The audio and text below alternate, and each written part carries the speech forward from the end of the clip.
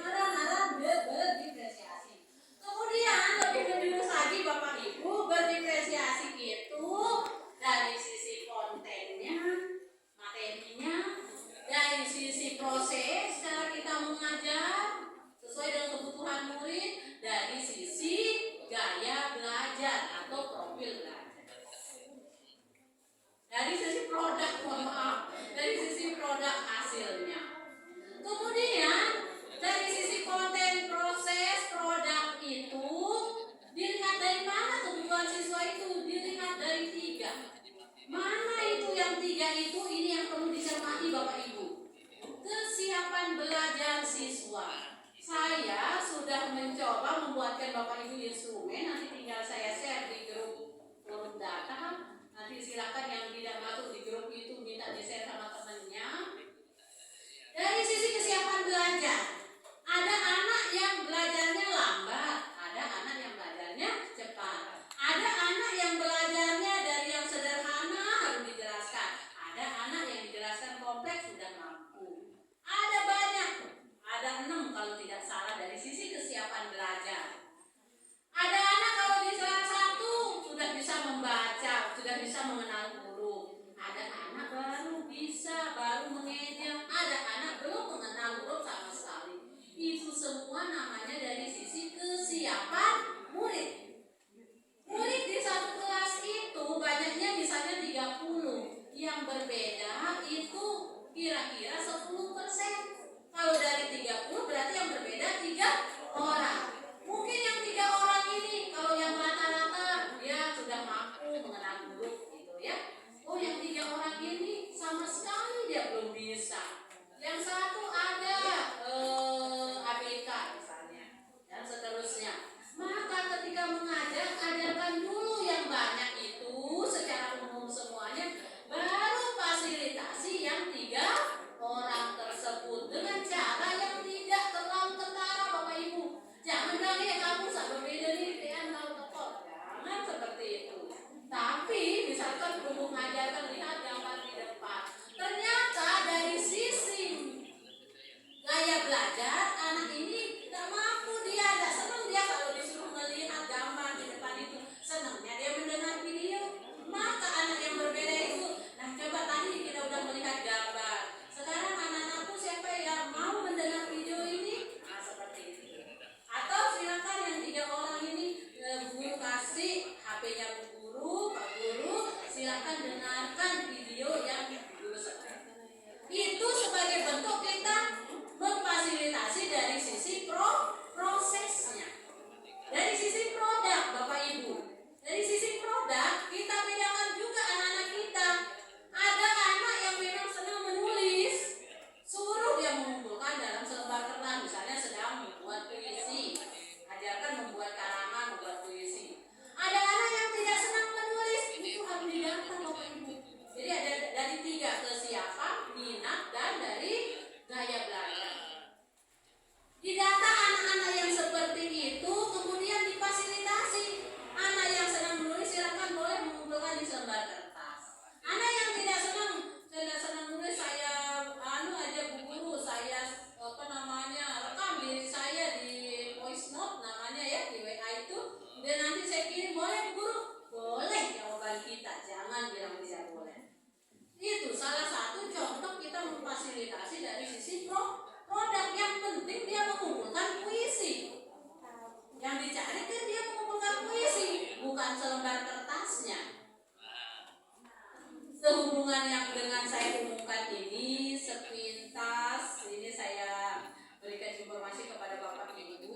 Kementerian Pendidikan dan Kebudayaan saat ini akan mengapresiasi teman-teman yang punya model pembelajaran berdiferensiasi. Silahkan sekarang ini Bapak Ibu kalau di Facebook, WA, gampang sekali di-share YouTube ya. Ada kegiatan sedikit di-share, sudah divideokan. Nah ini keterampilan yang seperti itu sekarang akan dihargai oleh kementerian. Jadi ada lomba Bapak Ibu. Lombanya itu untuk guru, kepala sekolah, pengawas, nggak main-main. Dari PAUD sampai 3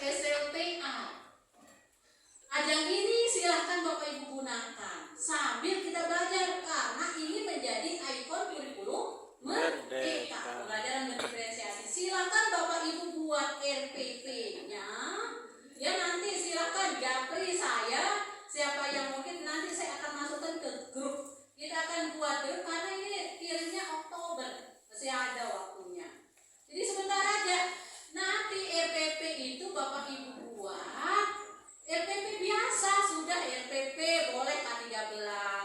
Modul aja yang sudah bisa membuat modul aja kan juga 3 langkah sama kayak RPP, boleh juga pakai kurikulum merdeka. Yang jelas di sana itu terlihat pembelajaran berdiferensiasi dari sisi konten, dari sisi proses, dari sisi produk. Sebentar saya akan share Bapak Ibu bagaimana contoh RPP yang ada diferensiasi proses, diferensiasi konten dan sebagainya. Saya sudah share ke beberapa sekolah yang saya sudah kasih tahu seperti ini. Tapi kalau belum saya kasih tahu nanti bingung. Aku saya nanti buku pengawas kan bingung. Jadi saya kasih tahu dulu baru saya akan share gitu ya.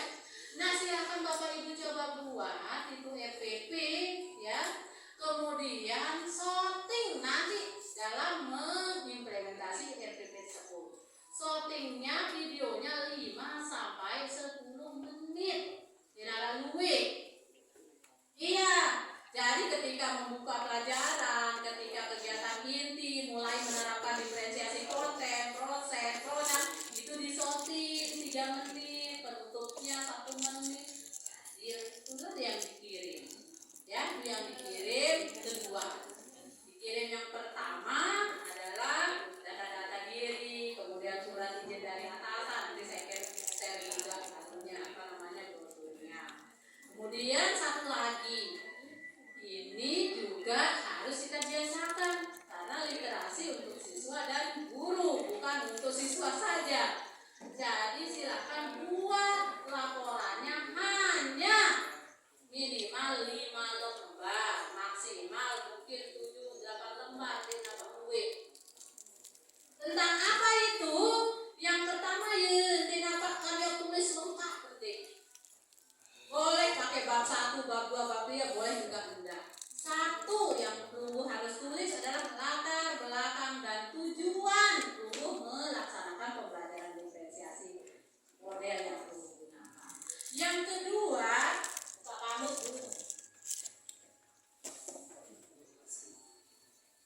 kedua, Bapak Ibu, tantangan untuk mencapai tujuan.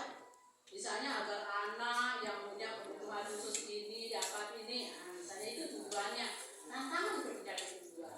Yang ketiga, aksi nyatanya, langkah-langkah melaksanakan pembelajaran diferensiasi itu. Misalnya mulai dari kegiatan awal sampai kegiatan penutup. Kemudian refleksi hasil dan dampak. Itu saja yang perlu ceritakan. Ya, yang keempat hasil dan dampak. Mulai yang pertama latar belakang dan tujuan. Yang kedua tantangan mencapai tujuan. Yang ketiga aksi nyata dalam kurung langkah-langkah yang dilakukan. Yang keempat refleksi menyangkut hasil dan dampak dari kegiatan yang kita lakukan. Sangat ringkas Bapak Ibu. Itu makanya saya sangat ingin Bapak Ibu guru, kepala sekolah bisa mengikuti kegiatan ini. Nanti kita diskusi lewat grup ya, silakan dijapri saja saya